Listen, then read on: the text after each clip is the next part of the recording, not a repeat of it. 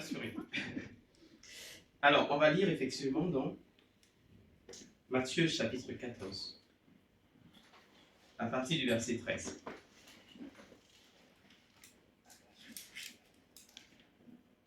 À cette nouvelle, Jésus partit de là dans une barque pour se retirer à l'écart, dans un lieu désert, et la foule, l'ayant su, sortit des villes et le suivit à pied. Quand il sortit de la barque, il vit une grande foule et fut ému de compassion pour elle, et il guérit les malades. Le soir étant venu, les disciples s'approchèrent de lui et dirent, « Ce lieu est désert, et l'heure est déjà avancée. Renvoie la foule afin qu'elle aille dans les villes pour s'acheter des vivres. » Jésus leur répondit, « Ils n'ont pas besoin de s'en aller.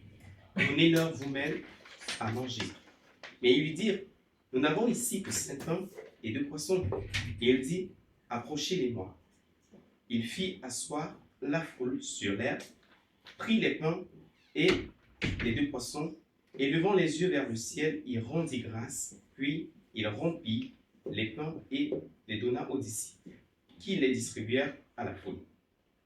Tous mangèrent et furent rassasiés, et l'on apporta 12 paniers pleins des morceaux qui restaient. Ceux qui avaient mangé étaient environ 5000 hommes, sans les femmes et les enfants. Amen. Amen. Ici, on vit quelque chose d'extraordinaire. Une histoire qui est bien connue, et je pense qu'on a plusieurs idées, ou bien plusieurs leçons qu'on peut tirer de ce texte. Et vous serez d'accord avec moi si on en tirait une leçon, par exemple, Jésus, le tueur de vie. Jésus est capable d'accomplir des miracles. L'exemple de la compassion également de Jésus, parce qu'on nous dit qu'il était ému de compassion en regardant la foule, la multiplication du peu qu'on a, si on le confie en fait entre les mains de Dieu.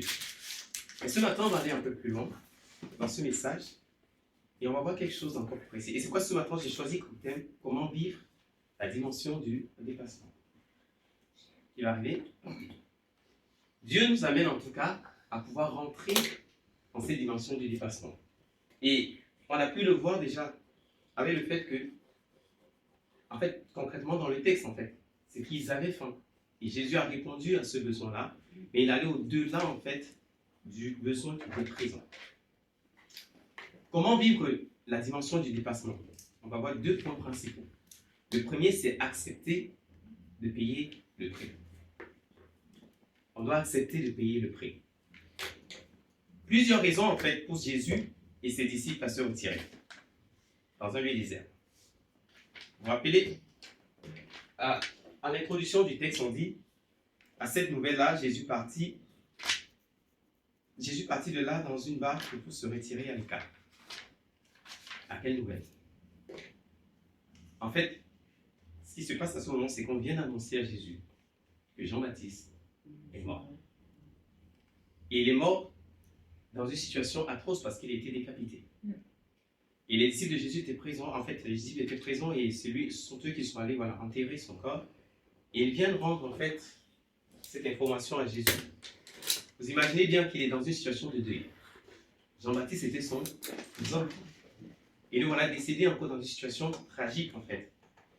Et là, Jésus, comme toute personne, en fait, parce qu'il est humain, se dit, face à cette nouvelle, je vais me retirer, je vais mettre à l'écart pour pouvoir encore, je peux dire, vivre son deuil, quelque part. C'est ce qu'il avait résolu de faire. Il décide de se retirer avec les disciples. Il prend cette décision. Ce n'est pas le seul. Les disciples aussi ont ménagé beaucoup d'efforts, quelque part, dans tout ce qui s'est passé, en fait, à ce moment-là. Ils ont accompli des choses. Et ils ont besoin également de se retirer, de se mettre à l'écart pour pouvoir vivre quelque chose de paisible, en fait, en tout cas, rentrer dans ce repos-là. Et c'est Marc qui va plus nous donner des précisions, en fait, en ce sens, parce qu'il dira, Marc au chapitre 6, versets 30 à 31, les apôtres s'étant rassemblés auprès de Jésus, lui racontèrent tout ce qu'ils avaient fait et tout ce qu'ils avaient enseigné. Jésus leur dit, venez à l'écart dans un lieu désert et reposez-vous un peu, car il y avait beaucoup d'allants et venants et il n'avait même pas le temps de manger.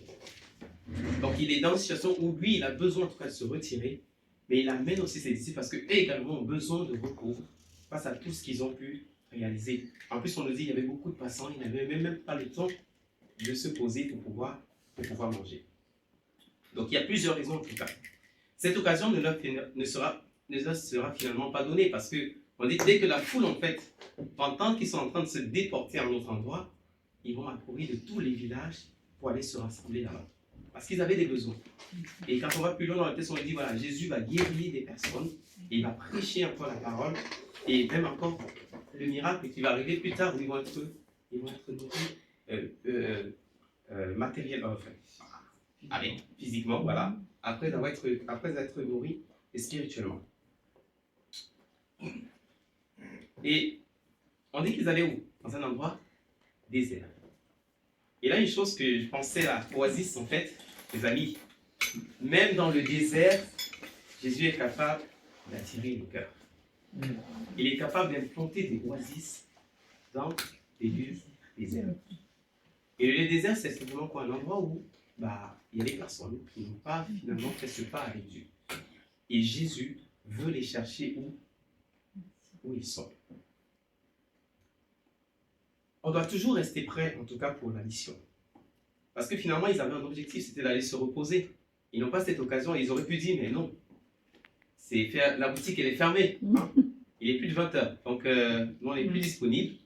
Veuillez passer demain à 9h quand on ouvre la boutique. Ben non, il y a une opportunité qui est là.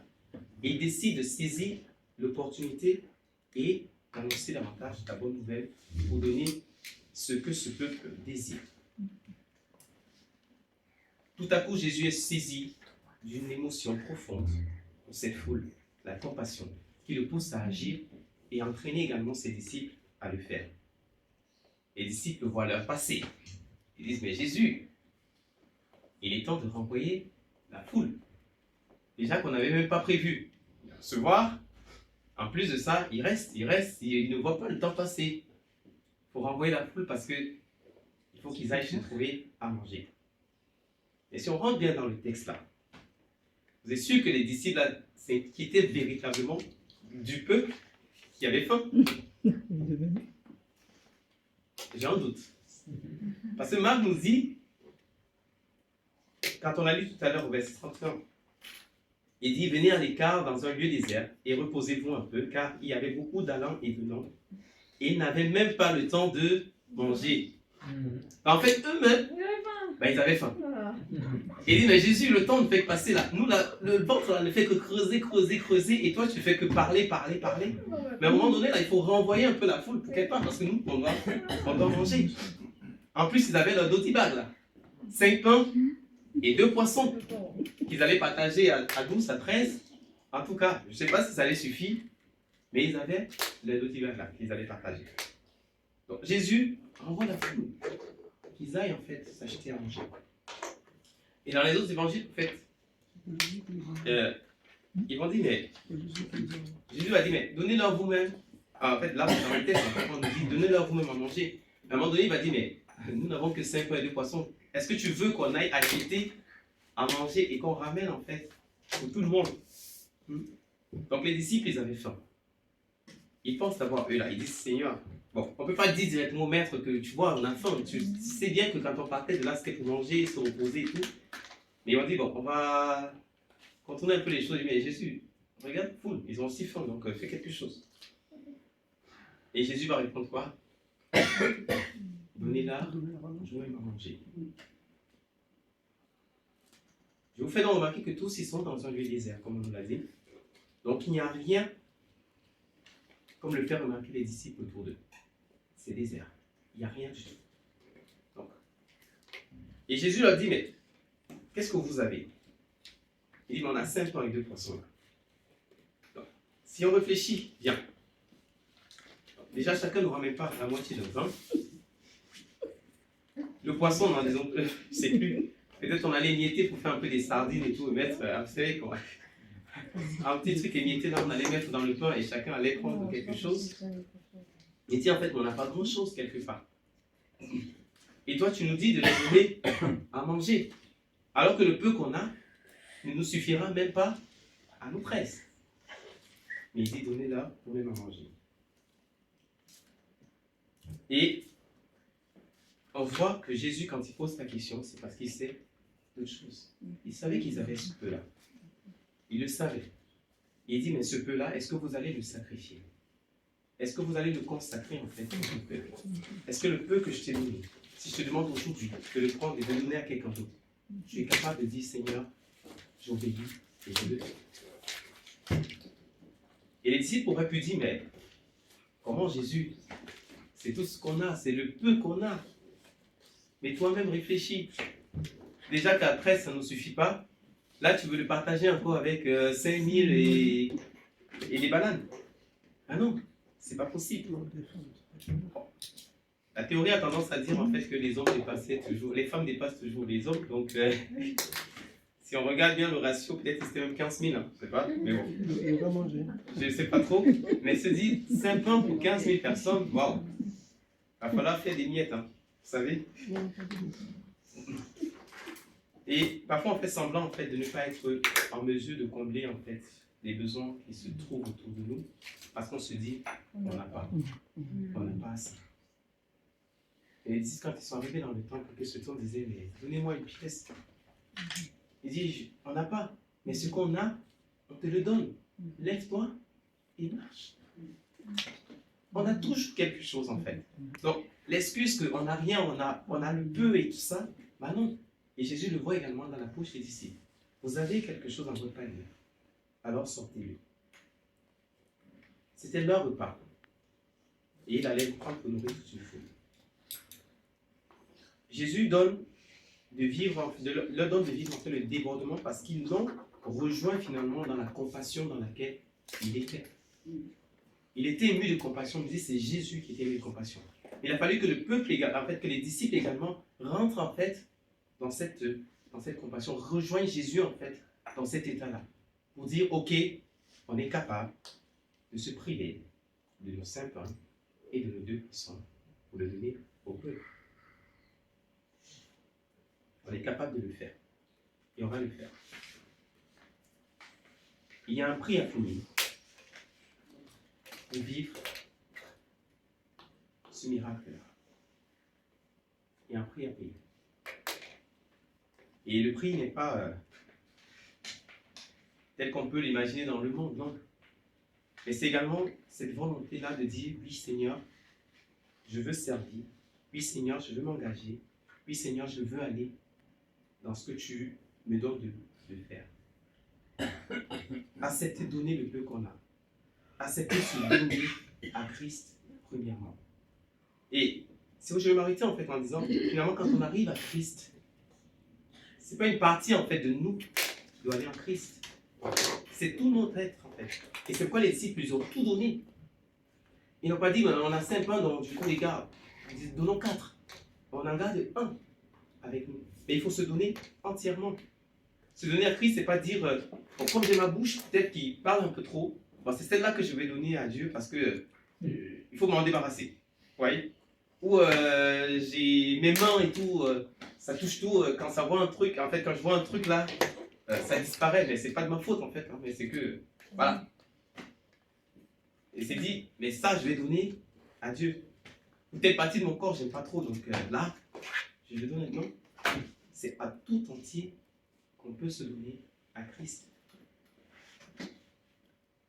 Le pain n'était pas plus ou moins nécessaire que le poisson. Les deux devaient aller ensemble. Donc il n'y a pas de dissociation à faire en fait. Il fallait le pain et le poisson. Non, pas séparés. Il faut les deux pour que le repas soit complet. Bon, il n'y avait pas entrée, dessert, tout ça, mais non. On allait droit à l'essentiel. Se dépouiller pour une cause à laquelle Jésus nous associe. C'est ce qu'ils ont fait finalement. Et c'est ce que nous sommes appelés à faire. Et la Bible nous dit en fait que une fois que la foule a été nourrie, on ne sait pas comment la discussion s'est faite là. Je ne sais pas si finalement quand Jésus il a prié, il y a tout un tas de trucs qui s'est mis là, et les paniers et tout ça, et finalement tout était rempli et les disciples ont commencé à distribuer. Non, on ne nous dit pas.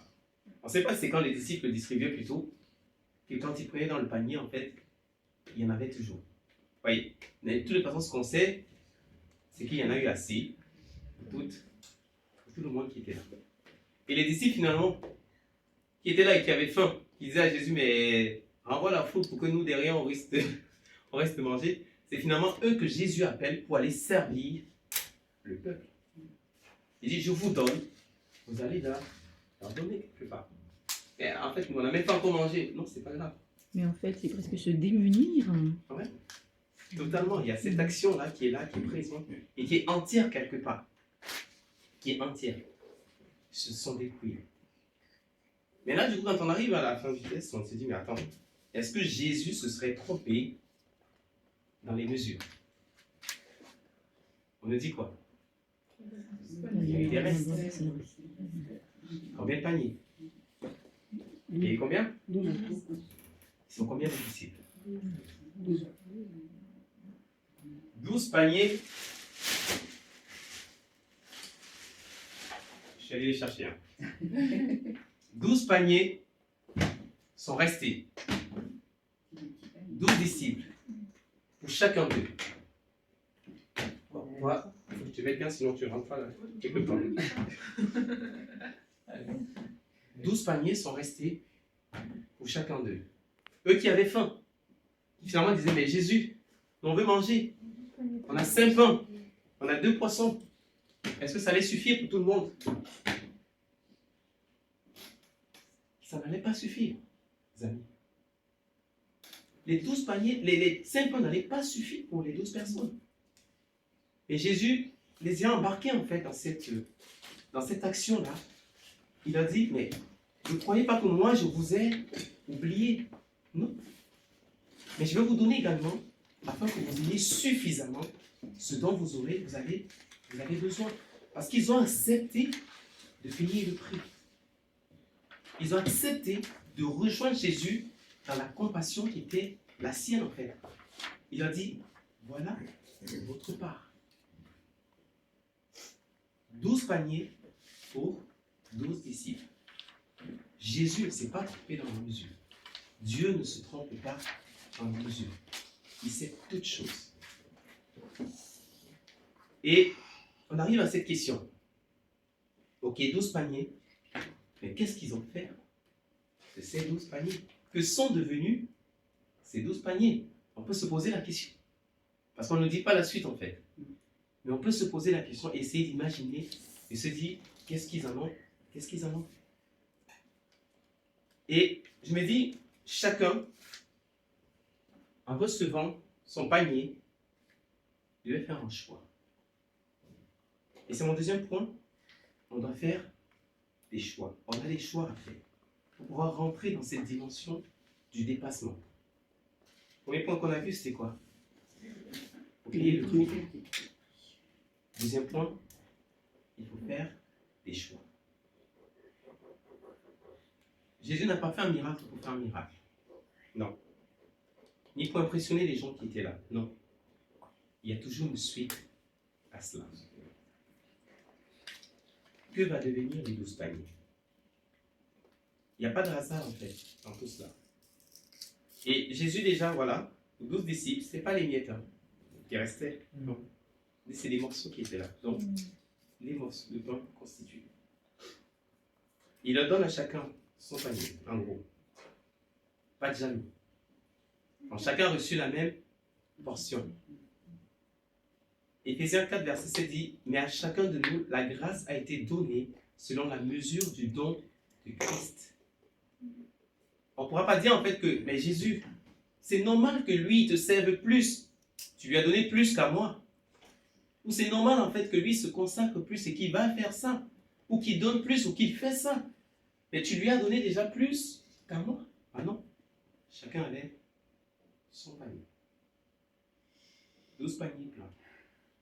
On a reçu à la même mesure à la croix. À la même mesure à la croix. Le sang qui a coulé, il a coulé exactement pour chacun. De la même manière. Parce que Jésus ne s'est pas crucifié 2 fois ou 3 fois. Non. Mais une seule fois, un seul acte a été posé pour chacun de nous. Que vont-ils faire de ces paniers-là? Quel choix as-tu fait?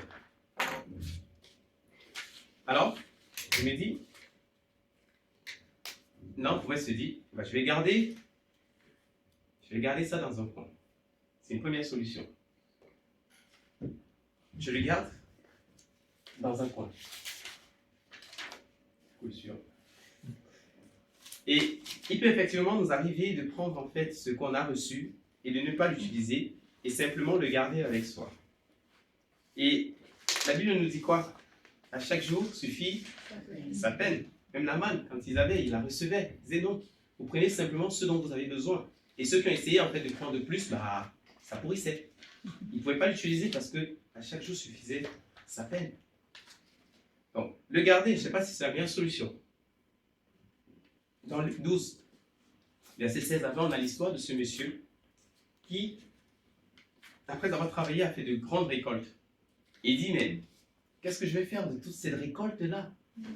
Et finalement, il dit, je sais ce que je vais faire. Je vais détruire en fait mes greniers, je vais construire de plus grands et je vais amasser tout à l'intérieur. Et je dirai à mon âme, tu as trop travaillé, repose-toi et profite de ces biens-là. Et là, mon Dieu qui lui dit, insensé, ce soir même ton âme, ce sera redemandé. En gros, tu as amassé, tu as gardé, mais ça va te servir à rien du tout. Et quelqu'un d'autre viendra, il va s'occuper de ça. Il va lui mentir. Hein? Les impôts. C'est-à-dire que les impôts passent dans les parties, effectivement. Mais finalement, le panier, le pain, le poisson, tu dis, je vais le garder, mais tu vas le garder combien de temps? Comme nous, sur la terre, le pain et le poisson, ils ont aussi une date de péremption. Et du coup, à un moment donné, j'ai dit on a une date de péremption parce qu'un bon jour, on va partir. Désolé, mais on est conscient de cela. Hein? Il faut juste partir son jour, vous voyez? Ou Christ viendra avant. On ne sait pas. Mais voilà, c'est une date de péremption. Donc, garder, en fait, ce n'était pas la solution. Parce que j'allais garder combien de temps? Deuxième solution, le consommer. Qu'est-ce qu'on va faire déjà? On le consomme. Je vais le manger, ok? Alors, je sais qu'en France, en fait, le pain sur la table, c'est sacré. C'est une place très importante. Hein? Désolé, hein, je vous donne un peu l'eau à la bouche ce matin, mais bientôt midi, donc vous allez pouvoir manger, il n'y a pas de souci. Alors, avec le pain, on peut mettre un peu de fromage et tout. Bon, je ne suis pas trop fromage, mais voilà. Je respecte. Et surtout que ma femme est bien avec ça. Hein? Et on peut le prendre avec des entrées. Et comme j'ai vu certains plus le faire souvent, c'est quand il y a un peu de sauce qui reste dans l'assiette. On va prendre un peu de pain, là, on va saucer tout ça. On va bien nettoyer l'assiette et tout. Que voilà, tout soit propre. Et quand on te fait ça, tu sens que le plat il était bon. Voilà. Et pas de surprise. Et aujourd'hui, on a aussi un système anti-gaspi, vous voyez, où du coup, quand il reste des trucs dans des boulangeries, on essaye de faire des paquets et on les vend à des prix un peu bas. Voilà, il faut essayer de voilà, commercialiser quand même parce que ça sert à quelque chose. Et j'en connais qui sont très très bons dans le système. Hein. Je ne te nomme pas Sorel. Mais voilà, nous on a bien profité, c'est pourquoi je le nomme vite. Hein. Nous on a bien profité parce que Sorel, il est seul et quand il va chercher à chaque fois, il m'appelle, il me dit tiens, j'ai un paquet et tout ça, et si vous voulez, je peux vous donner un peu de pain parce que j'en ai trop déjà.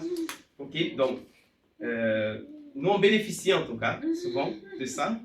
Et ceci n'est pas un message pour dire à Sorel de continuer en fait dans cette lancée. Mais il est libre de le faire, voilà. Il est libre de le faire. Et voilà. Donc on peut décider finalement de le manger. De dire on va se rassasier. Et finalement, j'ai essayé de chercher en fait pour voir quelle était la dimension en fait, du panier. J'ai trouvé le mot en hébreu. Ou grec, je sais plus. J'ai trouvé le mot, mais j'ai pas réussi à trouver l'image en fait. Mais ce que j'ai compris en fait, c'était des petits paniers, en fait qu'ils avaient l'habitude de voyager avec pour mettre leurs provisions en fait à l'intérieur. Et je voulais bien voir pour savoir, mais on peut mettre combien de pain dedans ou poisson. Mais bon, j'ai pas trouvé. Et cela dit, ça peut être même plus en fait que ce dont ils avaient besoin, quelque part. Au départ, ils avaient pris 5 pains et 2 poissons, qu'ils n'avaient que 5 pains et 2 poissons. Bah, finalement, se retrouve avec tout un panier et se dit, mais est-ce que je vais réussir à manger tout ça? Donc, je pense que ce qu'on a reçu, c'est pas simplement pour nous. Parce qu'on n'est pas là pour se servir, on est là pour servir. Et ce que Jésus a montré déjà au début aux disciples, quand il a multiplié, il leur a dit, allez, servez les autres. Servez, vous c'est à la fin. Vous servez d'abord. Et c'est ce qu'on a appelé à faire. Et d'où cette troisième piste qu'on a, le mettre au service. Nous avons reçu des dons et des talents pour servir. Nous sommes des serviteurs. Nous avons des dons pour l'Église. Et la Bible dit même pour l'édification de l'Église. Ce n'est pas pour soi en fait qu'on va recevoir les choses. Servir et non se servir. Nous avons reçu un panier. Tu as reçu ton panier. Mais que vas-tu faire de ce panier-là? Le garder, le manger ou le mettre au service finalement? Jésus a eu besoin de 5 pains et 2 poissons pour nourrir une foule de plus de... Bon, je vais rester sur 5 000, ne pas extrapoler, après j'ai des choses qui ne sont pas vraies. Mais pour nourrir une foule qui était 5 000 hommes et plus. Mais imaginez en fait ce qu'ils peuvent faire maintenant avec un panier chacun. Je vous laisse multiplier dans votre tête. Le facteur multiplicateur là, qui rentre en jeu. 5 pains et 2 poissons nourris 5 000 hommes et plus. Qui va servir 12 paniers. Qui va servir chacun de nous et nos paniers. Si on le met au bon endroit. Et c'est finalement ce à quoi nous sommes appelés. Il y a un facteur multiplicateur qui doit rentrer en jeu. Et on a appelé finalement à être des disciples pour faire des disciples, quelque part. Jésus donne un enseignement et tout de suite après, il amène ses disciples dans la pratique. J'ai récupéré vos 5 pains et vos 2 poissons, maintenant je vous ai donné le panier. Faites la suite. Tout le monde a eu son panier, même Judas était là. Il était encore là. Parce que chacun avait l'occasion, la possibilité de faire ses preuves en fait. Et la même portion, la même quantité. Et tout de suite, en fait, j'avais pas noté ça. Ça m'a fait penser aussi à la parabole des talents, quelque part. Ah voilà, les connectés là. Voilà. Merci Seigneur. Chacun a reçu. Je me dis, mais qu'est-ce que tu vas faire en fait avec ce que tu as reçu? Je me dis, oh, je vais l'enterrer. Ouais, je sais que mon maître là, il est dur, hein, il est compliqué. Hein. Il mange où il n'a pas semé là. Hein? Donc, je vais le mettre d'écouter. Mais l'autre dit, mais je vais le fructifier quelque part. Et parce que lui, il a fructifié, on lui a donné davantage. Parce qu'il était dans cette perspective-là. Et je crois que c'est où Dieu veut qu'on puisse le rejoindre quelque part. Se dire, ce que j'ai reçu, c'est parce que je dois aller travailler ça. Et parce que je vais le travailler, il va davantage me donner, il va davantage me faire confiance. Et on va avancer. Parce qu'il veut travailler avec chacun de nous. Jésus avait un objectif avec ses disciples. Il les enseignait en fait. Dans tout ce qu'il passait, dans tout ce qu'il traversait, il leur donnait également un enseignement. Et c'était le meilleur maître en fait quelque part. Il est le meilleur maître. Parce qu'il vit éternellement. Il est toujours là avec nous. Et il nous fait vivre des choses. Il nous donne de voir l'exemple de ce qu'il veut nous communiquer. Et à ce niveau-là, Marc même va utiliser plutôt le terme apôtre en fait. Et c'est la première fois où ce terme est utilisé. Ils sont considérés comme des apôtres. Ils rentrent finalement dans cette mission, dans ce projet. Jésus a le plan de vie. Et nous avons reçu ce qui est suffisant pour le faire connaître. La Bible dit quoi? On allume une lampe, c'est pour faire quoi? C'est mettre sur la table. Pour l'accrocher en fait, pour qu'elle puisse éclairer. Personne n'allume une lampe pour la mettre sous son lit. À moins qu'on veuille donner un peu de lumière au punaises de lit, s'il y en a. Ou bien, je ne sais pas trop. Mais non, je crois que ce n'est pas ça l'objectif. Hein? Mais si on allume la lampe, C'est pour la placer où elle sera visible, où elle va pouvoir éclairer. Voilà à quoi doit servir ce qu'on a reçu. Et je vais conclure en disant, voilà, il y a un prix à payer pour vivre le débordement. Pour vivre cette dimension, en tout cas, à laquelle Jésus, Dieu, veut nous appeler encore cette année. On est juste en février. Donc, si peut-être on ne s'est pas encore rattrapé ou qu'on n'est pas encore rentré, en fait, dedans là, il y a encore temps, en tout cas, de le faire pour pouvoir aller jusqu'au bout de l'année et se dire, mais Seigneur, on a vécu, ou on vit ce que tu nous donnes, et ce que tu veux qu'on puisse vivre. Même s'ils avaient faim, Jésus leur donne de comprendre qu'il y a quelque chose de meilleur. Et il dit quoi? Il nous prépare une place dans l'éternité. Jésus va fructifier ce qu'on a. Pour un but précis. Que vas-tu faire? Si nous posait la question, que vas-tu faire de ce que je te donne? Et je pense que cette question, on peut la garder avec nous. Et réfléchir. Travailler davantage. Se dire, qu'est-ce que j'ai reçu? Qu'est-ce qu'il y a dans mon panier? C'est quoi mon pain? C'est quoi ce pain? C'est quoi ce poisson que j'ai dans mon panier? Et qu'est-ce que je vais faire de cela? Payer le prix. Faire des choix. Mais des bons choix. Et j'ai décidé de terminer avec 2 images. La première, c'est celle-ci. Qu'est-ce que vous voyez? C'est un Parisien. Attends. Oui, parisienne. Non, je vois la Quelqu'un de réponse. très passé. La fin. Là, il n'est même pas dedans, vous voyez. Mais est-ce qu'on veut être de ceux-là qui voient le train passer? Comme les vaches. Je dis exactement comme les vaches. Les voient juste le train passer. Ça fait quand le train passe. Hein? Mes enfants font mieux le bruit que moi. Hein? Est-ce qu'on veut être de ceux-là qui veulent simplement voir le train passer? Ou qui sont dans le train? Et la deuxième image.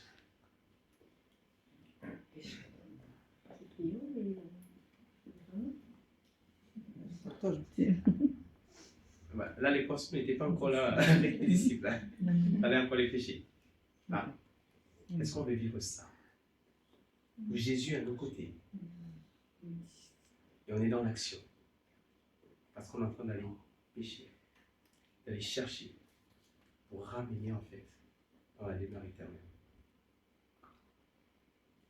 Je vous laisse ces questions, volontairement, en vous encourageant à pouvoir y réfléchir et répondre.